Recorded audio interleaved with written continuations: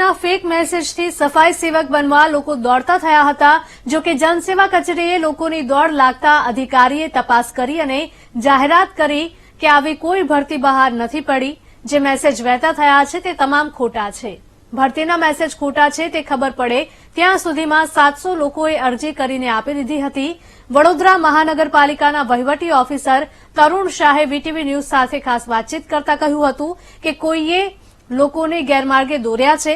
ભરતીની પ્રક્રિયા હાથ ધરાઈ નથી। લોકો આ મેસેજથી ગેરમાર્ગે ન દોરાય તે જરૂરી છે।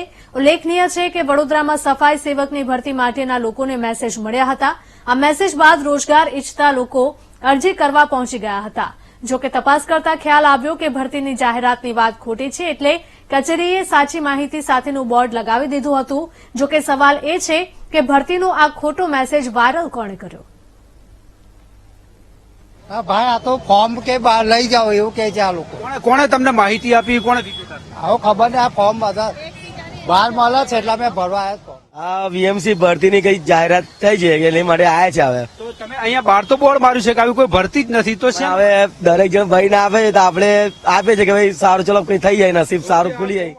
આ ફોર્મ કોર્પોરેશન દ્વારા બહાર પાડવામાં આવેલ નથી કે કોર્પોરેશન દ્વારા હાલ કોઈ સફાઈ સેવકની કે કોઈ ભરતી કરવાની પ્રક્રિયા હાથ ધરવામાં આવેલ નથી, પરંતુ એ લોકોને કોઈ ગેરસમજ થયેલ હોય એ લોકો સાદા કાગળ પર અરજી આપીને સવારથી ફોર્મના સ્વરૂપમાં અહીં રજૂ કરવાની વાત છે।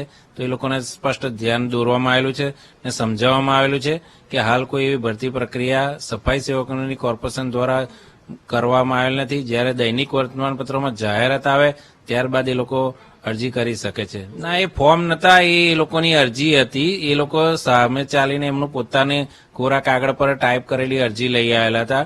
કોર્પોરેશને કોઈ નિયત નમૂનામાં ફોર્મ બહાર પાડેલ નથી કે કોઈ ભરતી પ્રક્રિયા સફાઈ સેવકની હાથ ધરવામાં આવેલ નથી। એ લોકોને ગેરસમજ કોઈ કારણસર થયેલી છે।